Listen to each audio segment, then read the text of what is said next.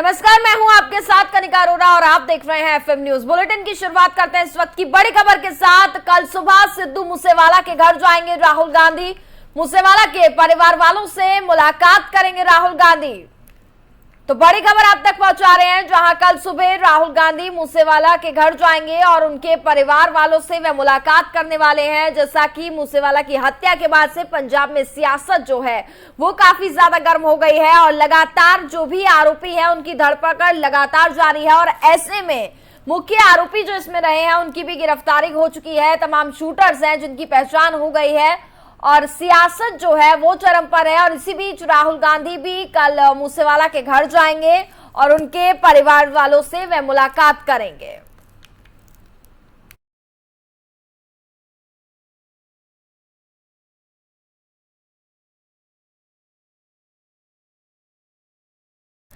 UP में आजमगढ़ और Rampur seat पर सोमवार को नामांकन का आखिरी दिन है। इस दिन बीजेपी उम्मीदवार दिनेश लाल यादव ने नामांकन कर दिया है। उनके नामांकन के दौरान यूपी बीजेपी अध्यक्ष स्वतंत्र देव सिंह समेत कई नेता मौजूद रहे। वहीं सपा से पूर्व सांसद धर्मेंद्र यादव ने नामांकन किया है। उन्होंने कहा कि समाजवादियों को आजमगढ़ की जनता का हमेशा आशीर्वाद मिला है। तो बीजेपी से दिनेश लाल यादव ने नामांकन किया, वहीं समाजवादी पार्टी से धर्मेंद्र यादव ने नामांकन किया है। आज नामांकन का आखिरी दिन था। स्वतंत्र देव सिंह भी पहली तस्वीरों में आप देख सकते हैं, दिनेश लाल यादव के साथ वे मौजूद रहे थे। और समाजवादी पार्टी से धर्मेंद्र यादव ने नामांकन किया है और उन्होंने कहा है कि आजमगढ़ की जनता का हमेशा से हम पर आशीर्वाद रहा है।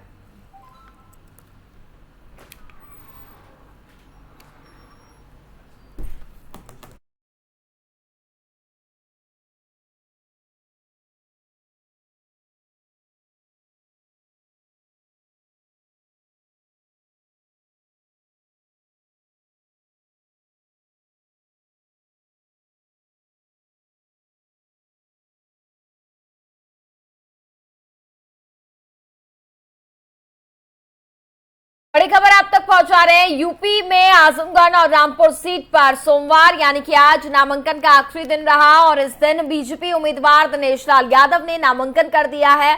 और उनके नामांकन के दौरान यूपी बीजेपी अध्यक्ष स्वतंत्र देव सिंह समेत कई दिग्गज नेता उनके साथ मौजूद रहे। वहीं सपा से पूर्व सांसद धर्मेंद्र यादव ने भी नामांकन किया है। उन्होंने कहा कि समाजवादियों को आजमगढ़ की जनता ने हमेशा ही आशीर्वाद दिया है। तो ये दो तस्वीरें आप अपनी टीवी स्क्रीन पर देख रहे हैं, जहां पहली तस्वीरों में बीजेपी से दिनेश लाल यादव ने नामांकन कर दिया है। स्वतंत्र देव सिंह समेत कई बड़े नेता उनके साथ मौजूद रहे थे। वहीं समाजवादी पार्टी से धर्मेंद्र यादव ने नामांकन भर दिया है, चूंकि आज आखिरी दिन रहा था। और ऐसे में समाजवादी पार्टी से धर्मेंद्र यादव का यह कहना है कि आजमगढ़ की जनता का हमेशा से ही समाजवादी पार्टी को आशीर्वाद मिला है और कई दिग्गज नेता जो है वो मौजूद भी रहे।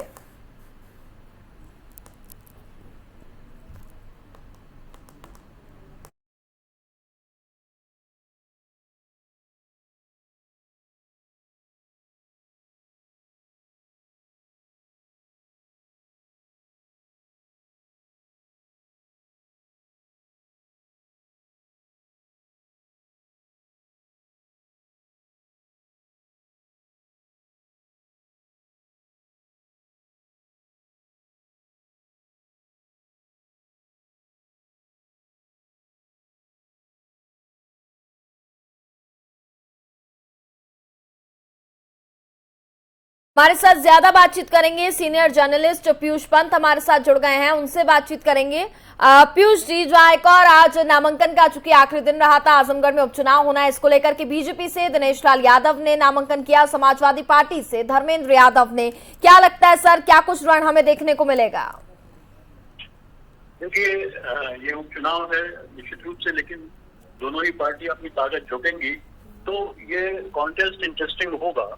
हालांकि जहाँ तक आजमगढ़ और रामपुर दोनों ही जो है वहाँ पे समाजवादी पार्टी का अपना एक वर्चस्व कह सकते हैं आप जी। आप जैसे कि रामपुर में तो आजम खान की ही चलती है वहाँ पे, तो उनकी पत्नी को टिकट दिया गया है, इसीलिए उनकी जीत लगभग जो है मुझे लगता है कि तय ही है वहाँ पे। और आजमगढ़ पे भी जो है अखिलेश यादव और मुलायम सिंह यादव का गढ़ है और इस बार भी विधानसभा चुनाव का जो परिणाम आया था 10 सीट वहाँ की विधानसभा सीटें जो है वो सपा के खाते में गई थी। तो निश्चित रूप से एक काफी मुझे लगता है क्लोज कॉन्टेस्ट होगा। वैसे मेहुआ पहले भी खड़े हुए थे 2019 में भी, लेकिन वो हार गए थे अखिलेश पे। तो मुझे लगता है कि देखिए इंटरेस्टिंग होगा, ये चुनाव भी इंटरेस्टिंग होगा और देखने लायक होगा। और दोनों ही पार्टी, भारतीय जनता पार्टी निश्चित रूप से अपनी पूरी ताकत झोंकेगी और अखिलेश भी अपनी ताकत झोंकेंगे, क्योंकि उनकी परंपरागत सीट है। वो मुलायम सिंह जीत चुके हैं, अखिलेश जीत चुके हैं। तो निश्चित रूप से एक क्लोज कॉन्टेस्ट देखने को मिलेगा। हालांकि उपचुनाव ही है, लेकिन महत्वपूर्ण है, क्योंकि कहीं न कहीं इसका एक संकेत भी मिलेंगे कि 2024 के लोकसभा चुनाव में क्या स्थिति बन सकती है, विपक्षी दल कहाँ खड़े रहेंगे। तो निश्चित रूप से मुझे लगता है कि एक इंटरेस्टिंग है और देखने वाली बात होगी कि क्या परिणाम होता है। लेकिन परिणाम मुझे जहाँ तक था कि रामपुर का तो लगभग तय ही आप मानिए, क्योंकि आजम खान की वैसे भी संपत्ति चल रही है बिल्कुल, और वहां से वो हमेशा जीतते हैं जी। वो उनका इलाका है, वहां से वो आपको याद होगा कि कोई भी खड़ा हो जाता है, उनका बेटा भी वहां से जीत गए, खुद जीत के रहे। और तो निश्चित रूप से वहां से तो भारतीय जनता पार्टी जीतने की उम्मीद कमी है, क्योंकि पहले ये था कि शायद नकवी जी को खड़ा करेंगे वहां, लेकिन बाद में वो प्रजापति को खड़ा किया है। बिल्कुल जी। वहीं अगर बात करें तो 2024 लोकसभा चुनाव में क्या है, इस नतीजों का हमें कुछ असर देखने को मिलेगा सर?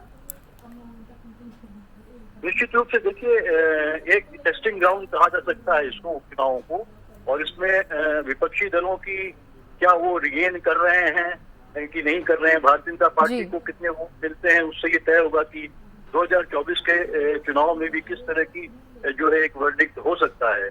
तो ये निश्चित रूप से इसमें दो तीन चीजें देखने को मिलेंगी कि क्या वाकई जो विपक्षी दल है वो मजबूत है या हो रहा है, या कि भारतीय जनता पार्टी कमजोर हो रही है। क्या अगर उनकी हार दोनों जगह हो जाती है तो निश्चित रूप से एक नकारात्मक संदेश तो जाएगा ही जाएगा। हालांकि फिर मैं कहूंगा कि दोनों ही पारंपरिक सीटें हैं समाजवादी पार्टी के लिए, और यहाँ पे उनका वर्चस्व रहा है, चाहे हम अलीगढ़ को ले लें चाहे रामपुर को लें। तो जो एक तरह से कहें तो पड़ना भारी है समाजवादी पार्टी के पक्ष में, लेकिन जनता के मन का आप कुछ नहीं कह सकते, जनता क्या तय कर देती है। बिल्कुल, तो काफी इंटरेस्टिंग रहेगा ये उपचुनाव। पीयूष जी बहुत बहुत शुक्रिया आपका हमारे साथ जुड़ने के लिए।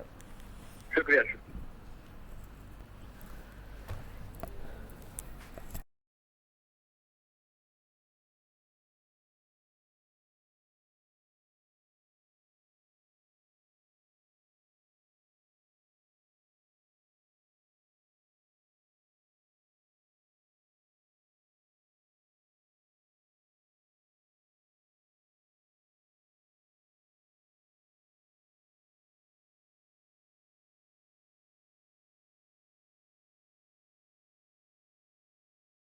समाजवादी पार्टी ने रामपुर लोकसभा सीट के लिए अपने उम्मीदवार की घोषणा सोमवार को कर दी है। पार्टी ने यहां से आसिम रजा को अपना प्रत्याशी बनाया है। आसिम रजा ने अपना नामांकन दाखिल किया है। आज नामांकन दाखिल करने का चूंकि आखिरी दिन रहा, हालांकि पहले आजम खान की पत्नी तंजीम फातिमा को चुनाव लड़ाने की अटकलें सामने आ रही थी।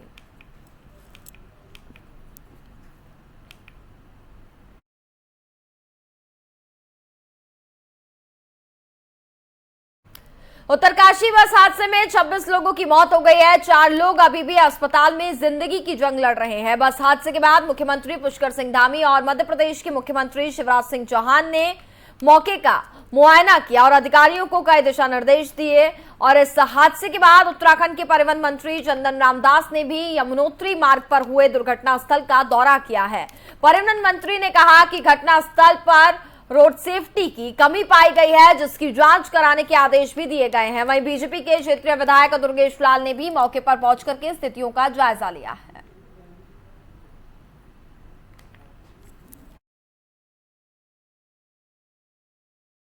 यमुनोत्री मार्ग पर टामटा के पास कल एक दुर्भाग्यपूर्ण घटना हुई।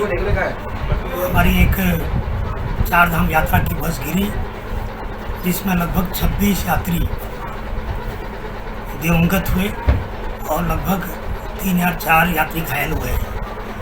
ये बस दुर्घटना बहुत ही दुर्भाग्यपूर्ण है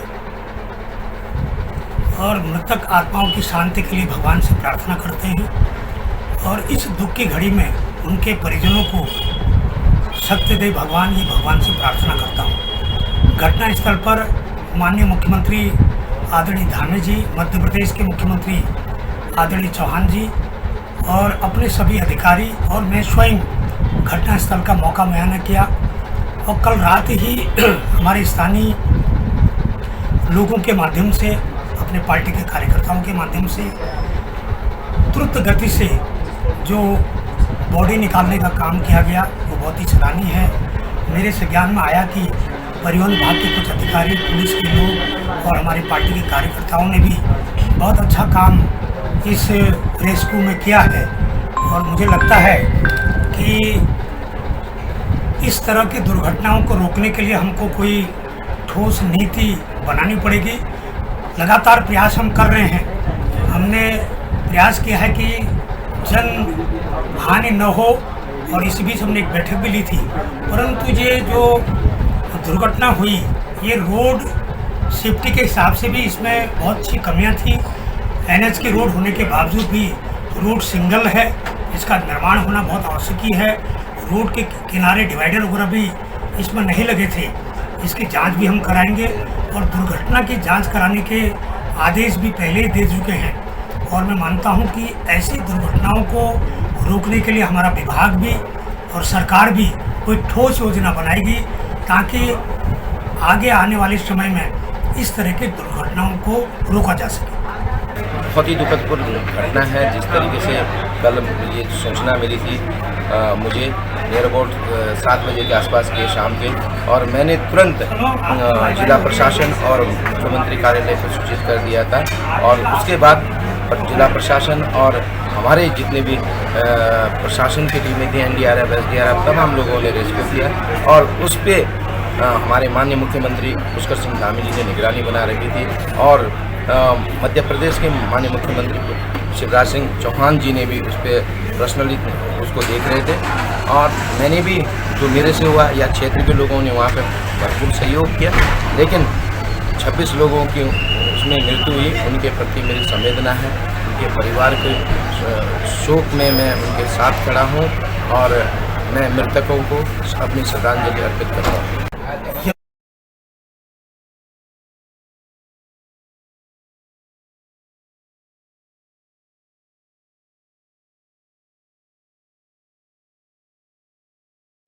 नुपुर शर्मा को लेकर देश विदेश में चर्चा हो रही है। बीजेपी के पूर्व प्रवक्ता के विवादित बयान के बाद पार्टी ने उन्हें 6 साल के लिए सस्पेंड कर दिया है। इसको लेकर के AIMIM प्रमुख असदुद्दीन ओवैसी ने PM मोदी पर भी हमला बोला है। सुनिए उन्होंने क्या कुछ कहा। उन्होंने कुछ ऐसा बात कह दी टाइम्स नाउ के टीवी चैनल पर जिससे मुसलमानों को, उनके जज्बात को, उनको दिली ठेस हुई। 10 दिन के बाद कैसे ख्याल है प्रधानमंत्री को, जबकि हर प्राइम टाइम शो लोग बोलते हैं प्रधानमंत्री खुद बैठकर देखते हैं। तो 10 दिन के बाद बीजेपी रिएक्ट करती है। और कब रिएक्ट करती है? जब देश के वाइस प्रेसिडेंट खतर को पहुंच रहे हैं तो प्लेन में जो प्लेन में होते हैं तो उनसे कहा जाता है कि आपका जो बैंक्वेट था वो कैंसिल कर दिया गया है। तो जब देश के वाइस प्रेसिडेंट खतर में होते हैं, खतर की सरकार हमारे देश के एम्बेसडर को बुलाकर उनसे कहती है कि आप माफी चाहें, क्योंकि बीजेपी के एक स्पोक्स पर्सन ने प्रॉफेट मोहम्मद सल्लल्लाहु अलैहि वसल्लम की शान में बकवास बकी है, झूठ बका है। तो उसके बाद आप देखते हैं कि फौरन बीजेपी हरकत में आती है और बीजेपी अपने नेशनल स्पोक्स पर्सन के खिलाफ उसको सस्पेंड करती है। मैं देश के प्रधानमंत्री को जब भिवंडी में मैं जनसभा को एड्रेस कर रहा था, उस वक्त भी प्रधानमंत्री से अपील किया कि आप देश के प्रधानमंत्री हैं, आप अपने नेशनल स्पोक्स पर्सन के खिलाफ एक्शन लीजिए। ये गलत कहा उन्होंने, मगर देश के प्रधानमंत्री टस से मस नहीं हुए। और 10 दिन के बाद, क्योंकि गल्फ कंट्रीज में ये मसला बहुत बड़ा हो चुका था, इसलिए हालत मजबूरी में देश के प्रधानमंत्री ने अपने नेशनल स्पोक्सपर्सन के खिलाफ बीजेपी से सस्पेंड पार्टी की पूर्व प्रवक्ता नुपुर शर्मा की शिकायत पर आज दिल्ली पुलिस की स्पेशल सेल आईएफएसओ यूनिट ने एक एफआईआर दर्ज की है। यह एफआईआर अज्ञात लोगों के खिलाफ दर्ज की गई है। नुपुर शर्मा ने दिल्ली पुलिस में शिकायत दी है कि मुझे और मेरे परिवार को जान से मारने की धमकी मिल रही है। इससे पहले कल नुपुर शर्मा ने ट्वीट करके कहा था कि मैं सभी मीडिया वालों से और साथ ही अन्य सभी लोगों से अनुरोध करती हूं कि मेरा पता सार्वजनिक ना करें, इससे मेरे परिवार की सुरक्षा को भी खतरा हो सकता है। पैगंबर मोहम्मद पर टिप्पणी करने को लेकर के नुपुर से मुस्लिम समुदाय बेहद नाराज है और कल बीजेपी ने पार्टी प्रवक्ता नुपुर शर्मा और नवीन कुमार जिंदल को पार्टी से सस्पेंड भी कर दिया था। महाराष्ट्र में नुपुर शर्मा के खिलाफ कई प्राथमिकी भी दर्ज है। एक टीवी डिबेट के दौरान पैगंबर मोहम्मद पर नुपुर की टिप्पणी के बाद 3 जून को कानपुर में हिंसा झड़प भी हुई थी। केंद्रीय महिला एवं बाल विकास मंत्री स्मृति ईरानी आज वाराणसी पहुंचे। केंद्रीय मंत्री अपने मंत्रालय की 8 साल की उपलब्धियों की समीक्षा के लिए वाराणसी के दौरे पर हैं, जहां स्मृति ईरानी ने जोनल बैठक में भाग लिया है। बैठक में 5 राज्य उत्तर प्रदेश, उत्तराखंड, दिल्ली, जम्मू कश्मीर और लद्दाख के मंत्री के साथ विभागीय अधिकारी भी शामिल रहे। केंद्रीय मंत्री स्मृति ईरानी ने दीप प्रज्वलित कर कार्यक्रम का शुभारंभ किया।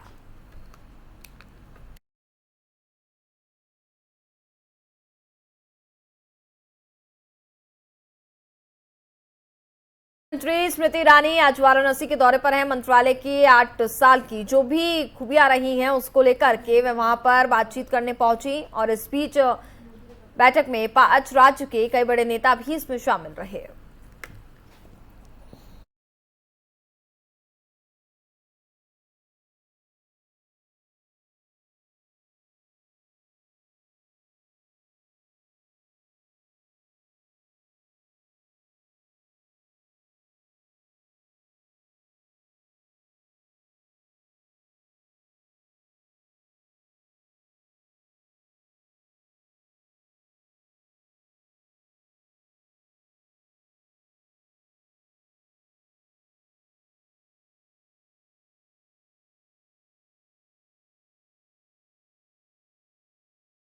प्रधानमंत्री नरेंद्र मोदी आज वित्त और कॉर्पोरेट मामलों के मंत्रालयों के आइकॉनिक वीक समारोह का उद्घाटन किए हैं। पीएम मोदी आज नई दिल्ली स्थित विज्ञान भवन में वित्त और कॉर्पोरेट मामलों के मंत्रालयों के प्रतिष्ठित सप्ताह समारोह का उद्घाटन किया।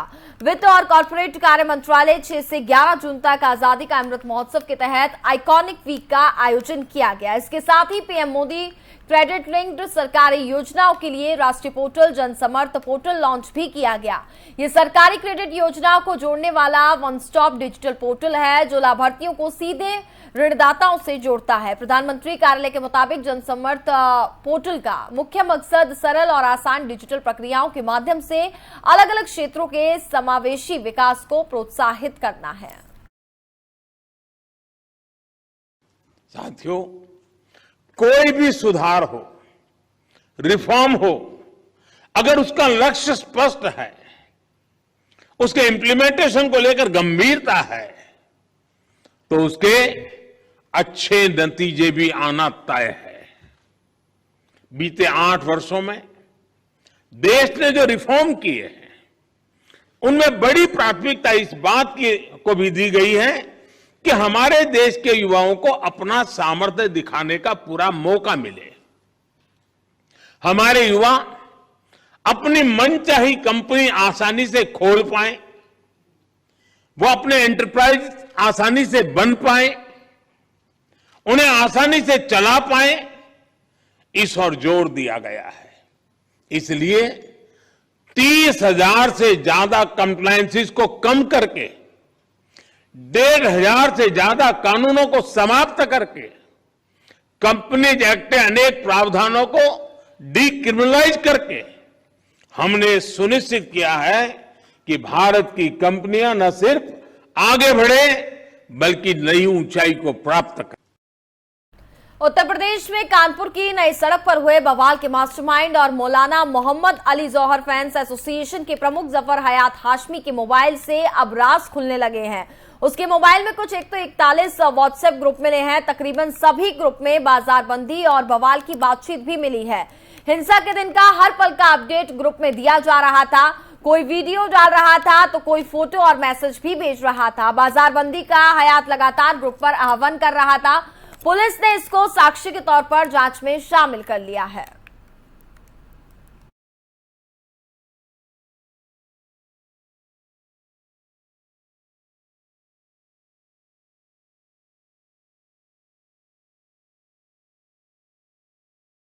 बॉलीवुड के भाईजान सलमान खान को रविवार को जान से मारने का धमकी भरा लेटर मिला था। यह लेटर सलमान के पिता सलीम खान को मिला था। अब वह जॉगिंग करने के लिए गए थे। लेटर मिलने के बाद पुलिस ने अज्ञात शख्स के खिलाफ मामला दर्ज कर लिया था और जांच शुरू कर दी थी। सूत्रों के मुताबिक अब इस मामले में मुंबई पुलिस ने सलमान खान और उनके पिता सलीम खान की सुरक्षा बढ़ा दी है। पंजाबी सिंगर सिद्धू मूसेवाला की मौत के बाद सलमान को यह लेटर भेजा गया। सलमान खान को धमकी भरा लेटर मिलने के बाद से उनके फैंस बेहद परेशान हो गए हैं, जिसके चलते उनकी सिक्योरिटी बढ़ाने का फैसला लिया गया। हाल ही में पंजाबी सिंगर सिद्धू मूसेवाला की दिन दहाड़े गोली मारकर के हत्या कर दी गई थी, जिसके बाद से इंडस्ट्री में शोक पसरा हुआ है।